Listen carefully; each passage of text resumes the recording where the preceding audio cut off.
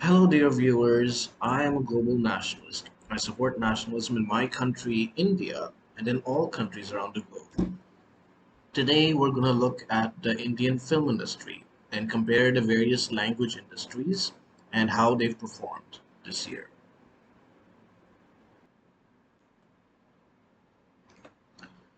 Well, let's first talk about the Indian film industry as a whole.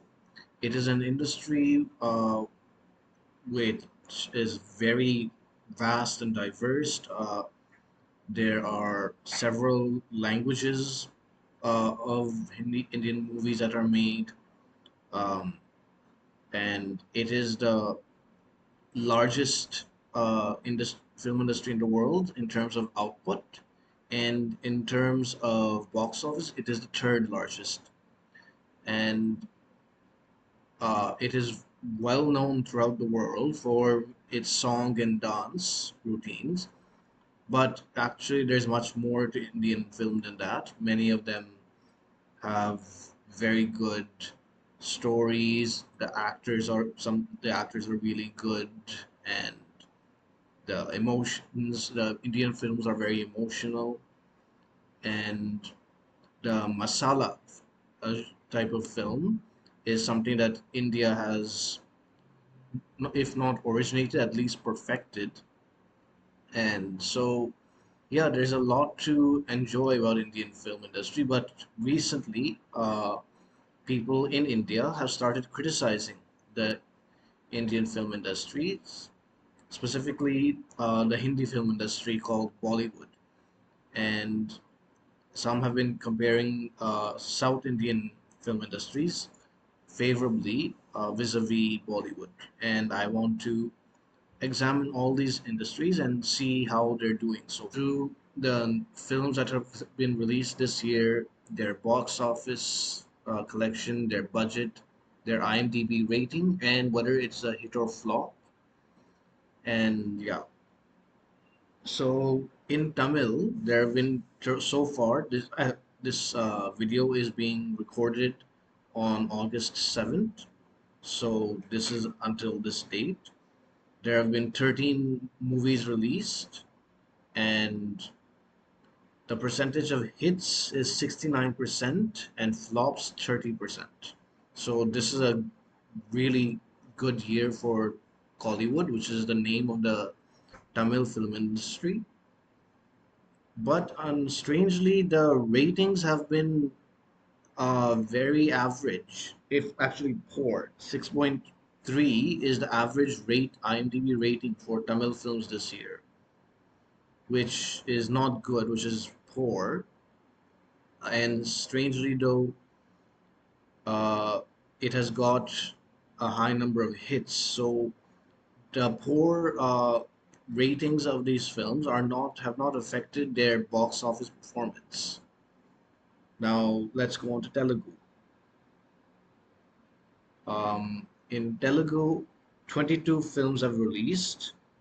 Uh, the hits of 27.3% have been hits and 72.7% have been flops. Um, Now, this is a surprise to me, because I thought the Telugu film industry was actually doing quite well this year, but actually, it seems that's not true. The reason I thought that was because of a film called RRR. Yeah, I can't talk about Telugu movies without mentioning this blockbuster. It truly is a blockbuster, 1,100 crores with a budget of 600 crores, IMDb rating of 8, and a total hit. Because this was such a big hit, and it's many people started thinking that Telugu film industry will become dominant, but so far that doesn't seem to have panned out. It's the other movies from Telugu industry have not benefited from this hit. This seems to be not that there have been other hits, about 5 hits, but Uh, yeah, these are few and far between. Majority of them have been flops. So this hasn't been a good year for Telugu industry so far. Hopefully, it gets better for them. And then Malayalam. Uh, so in Malayalam, there have been 10 films released this year, with 77% of them becoming hits, 22.22% becoming flops, and the average IMDb rating of 7.3. Now, the film called CBI 5 The Brain was also released, but I couldn't find info on it, so I've not included it in my calculations. So, yeah, this shows 7.3 is an average rating on IMDb. It's not good, not bad, but average. And however, the fact the majority of films have been hits shows that even an average film is enough to become a hit. It doesn't have to be a great or even a good film, just average is enough. And even some uh, poor films like Super Saranya, which got 6.4, became a hit. Uh, However, there is some correlation between the ratings and success. Arade got 5.3 and was a flop, which, even though it had Mohanlal in it, which shows that star power alone won't make a film succeed. And then the Kannada film industry, it made 10 films as well and had a hit percentage of 33.33% and flops of 66.67%, and an IMDb rating of 7.3.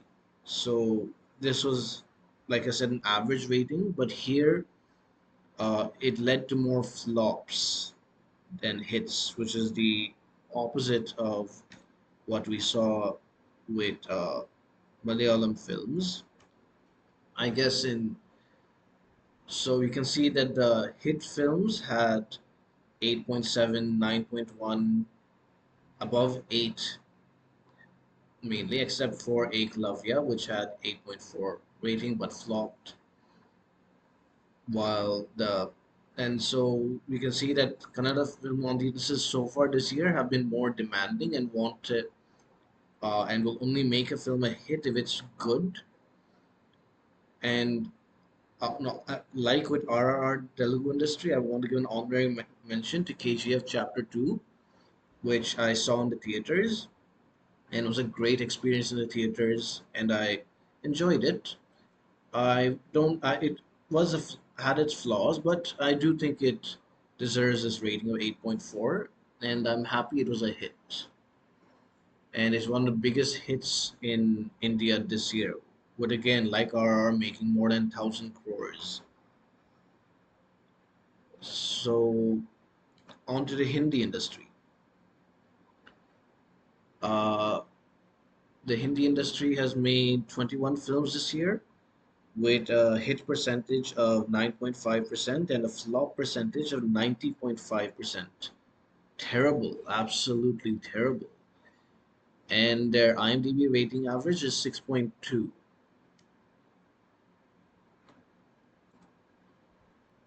Then I can see that uh, there is a correlation where uh, the poor ratings have caused poor box office performances, and people want better films desperately. There's a great cry in India for better Hindi films, and I hope Bollywood can recover and make better films.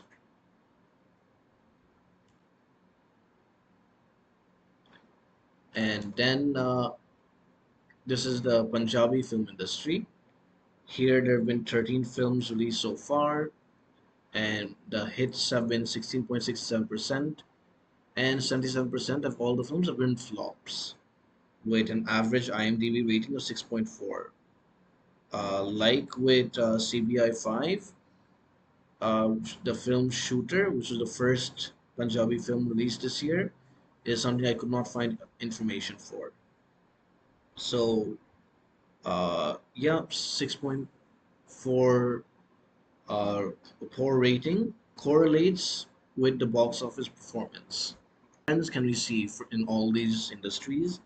Well, in the Punjabi industry, the Hindi industry, and in the Telugu industry, films that have low quality or low ratings do poorly in the box office. There is a correlation,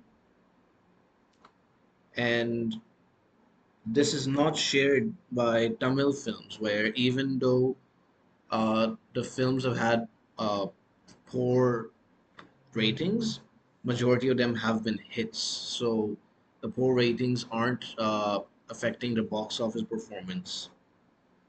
Then in Malayalam and Kannada films, it's really hard to understand the relationship between the ratings and the box office, because even though the average film has the same rating, 7.3, 70 majority of Malayalam films have been hits, while a majority of the Kannada films have been flops.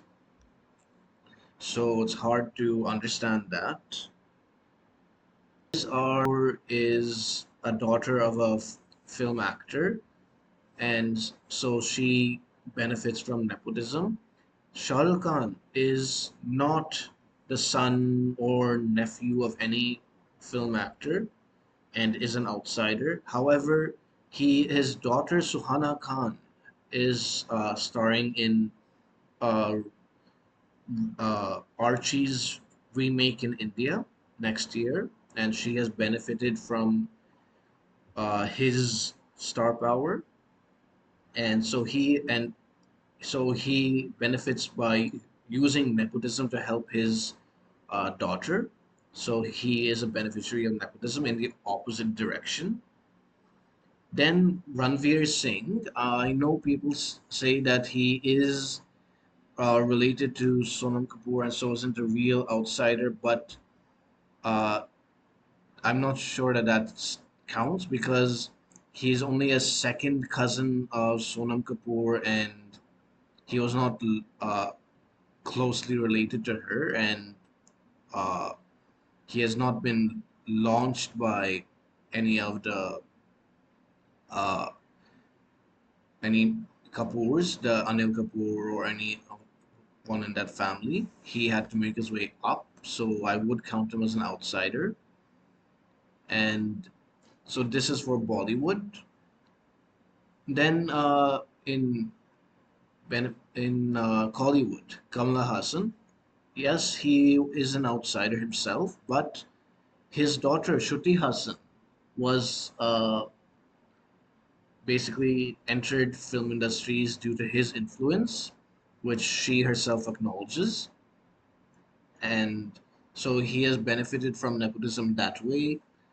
Vijay Sethupathi is an outsider and has become a big star, so he hasn't benefited from nepotism. Surya is a son of a actor, and so he benefited from nepotism. Then Mammootty, in this is a Mollywood, Kerala film industry. Mammootty himself is an outsider, but his son Dulquer Salman got access to films through his influence, so he has uh, benefited from nepotism indirectly. Uh, and then Manju Warrior is an outsider; she hasn't benefited. Fahad Fasil is is a beneficiary of nepotism, which is surprising because he's such a good actor. I thought he came up by his own effort, but no, he actually uh, was benefited by nepotism. So for Punjab, where the film industry is called Bollywood, there's this man, just 1 minute. His name is Jason Singh Kohli. He is the son of a famous singer named Hardeep Singh. So that apparently gave him a lot of connections. And then there's this lady named Rubina Bajwa, who is the sister of an actor named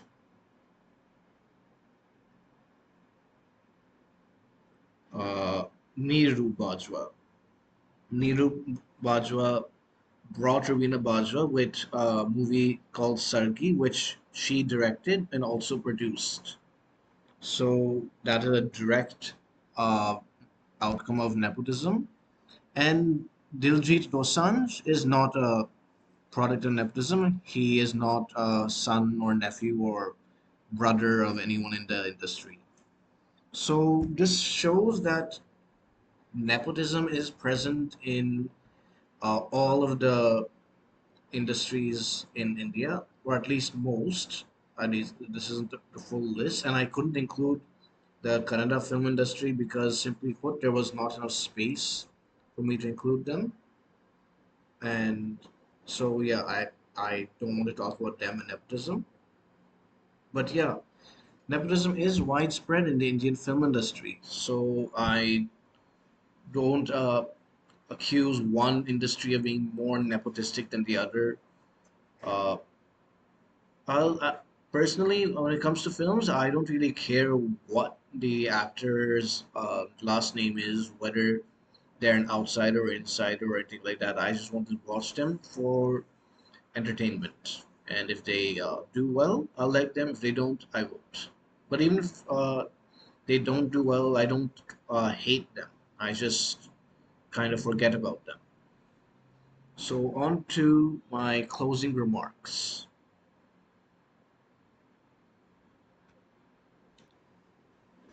So, what is happening in the Indian film industry where uh, sometimes poor ratings do affect the box office and sometimes they don't? Where so I guess this just shows that people in different states have different uh, tastes and desires from what they want cinema to be. Some just want it to be about entertainment and don't really care about the quality of the film. And some people want more focus on the quality, and entertainment is not the primary desire that they have. I have nothing against either of these views. People, art can be for instruction's sake or for art's sake.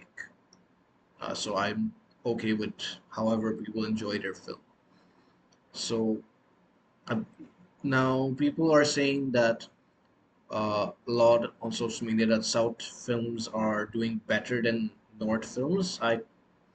While what I've shown does prove that Bollywood films are doing badly, but it doesn't show that all South films are doing well.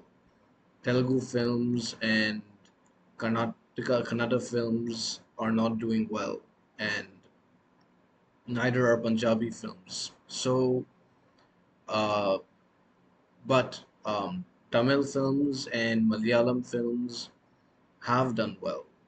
Uh, so really, it's probably just another year for the industry. I don't think that it's as dramatic as people are making it out to be. And I hope that all these industries can do better with as time goes on. Now, before I close, I want to talk about boycott of Bollywood. The reason why Bollywood is being boycotted by some people, I'm not sure if it's a majority of people or a minority, but it is being boycotted by a significant amount of people. The reason it's being boycotted is because of feeling that Bollywood supports nepotism, and also because, and this is the main reason, the feeling that Bollywood is Hindu phobic, that it is anti Hindu as an industry. Now, my views on this, on nepotism, I've already shared that it's prevalent in all industries, and so I don't really care about it much. I, of course, do wish that everyone in film industry gets chances, but I don't think that it's. But I do think that parents should support their uh, kids, their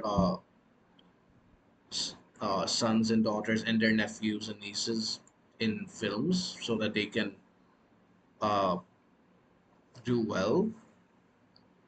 And that's a parenting decision. I myself have benefited from the opportunities my parents have given me. I wouldn't want to grudge anyone else that. So, but I also think that there shouldn't be a things done that would punish people who are not from film families. They should not have bullying going on. Now, I don't know if that's happening.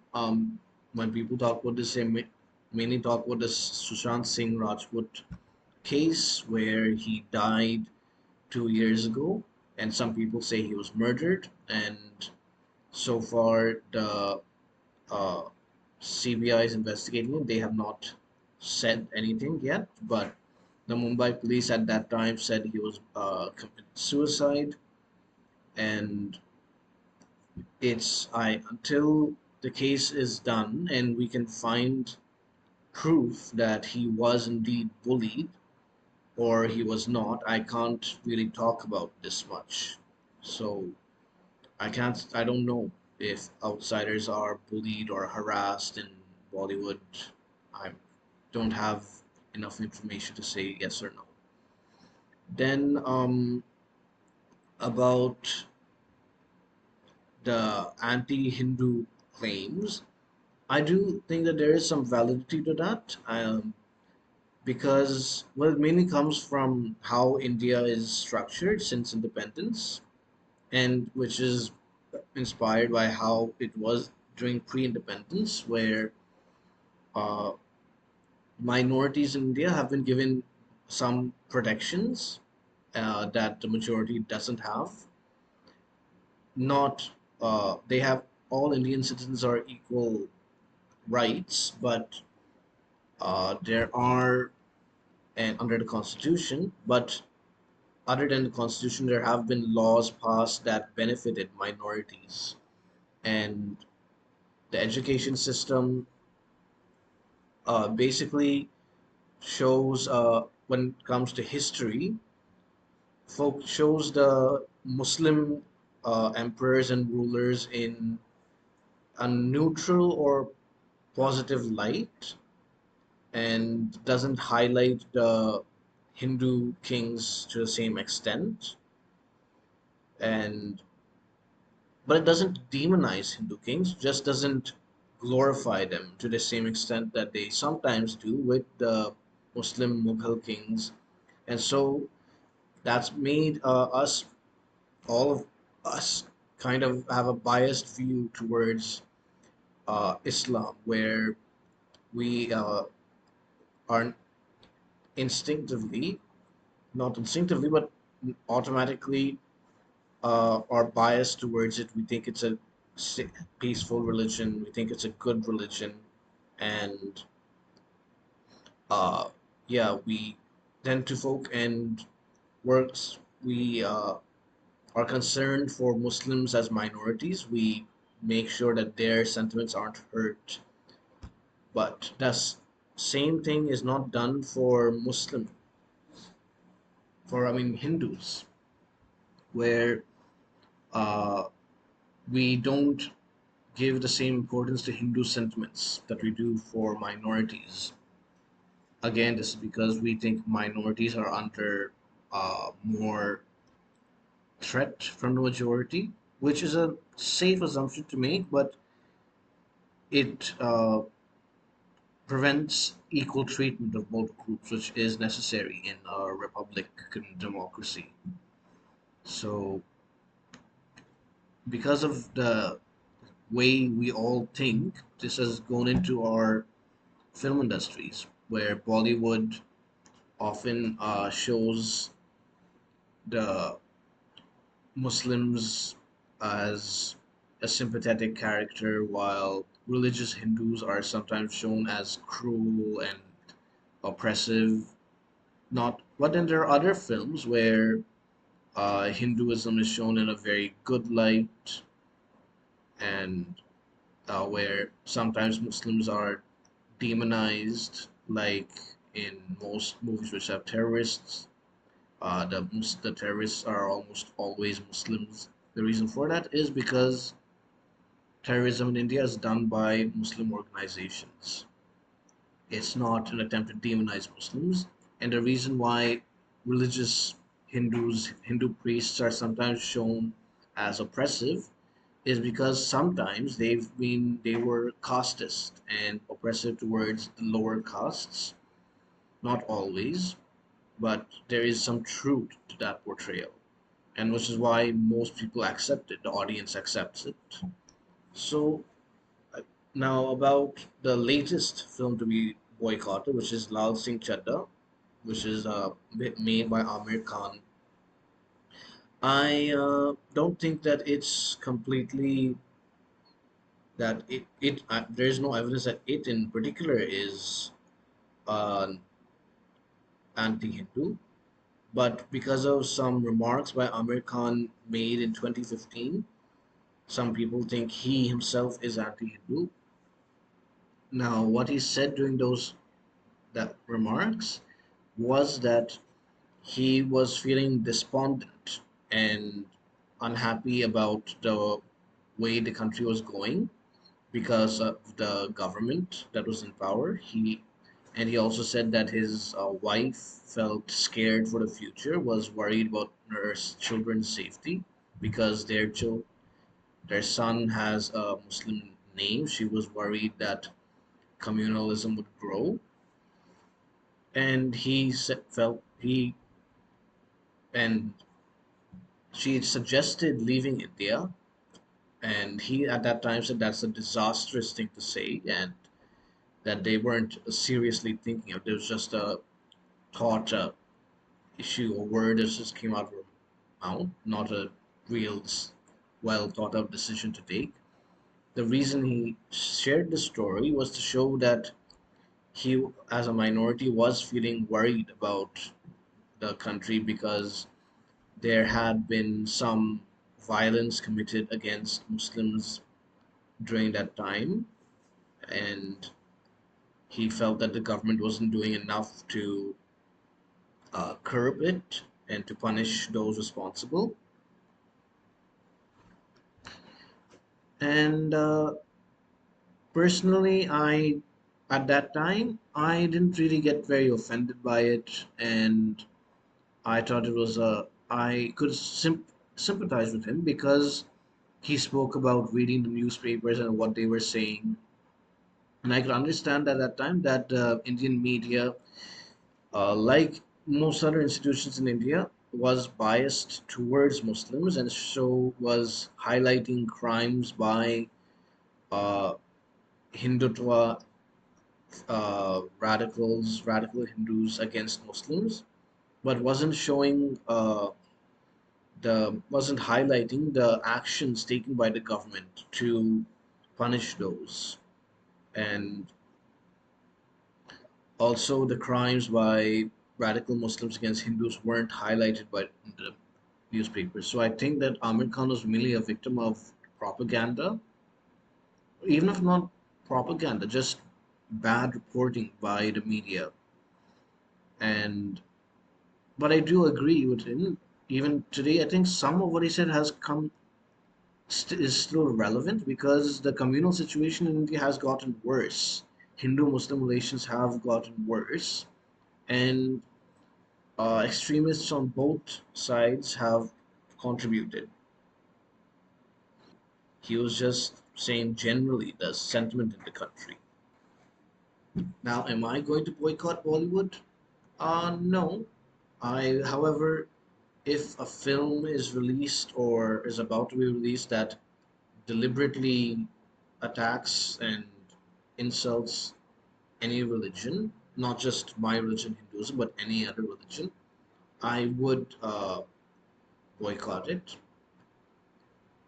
But I don't think that uh, insulting a religion is good. But I still think that they should have the freedom to do so.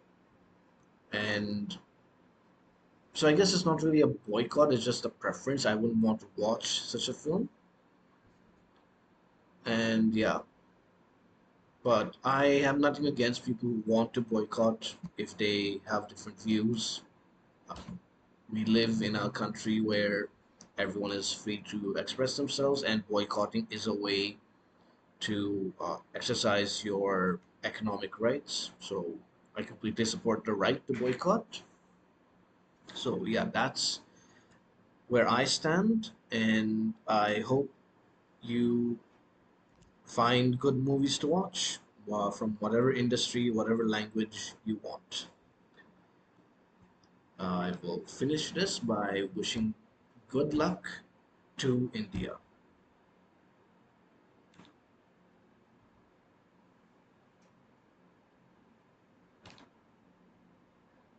If you like that video and want to see other videos about nationalism in India with respect to current events, click here. If you want to see my previous video, click here. If you want to see the sources I use for this video, click the links in the description below. Thank you for watching. Vande Mataram.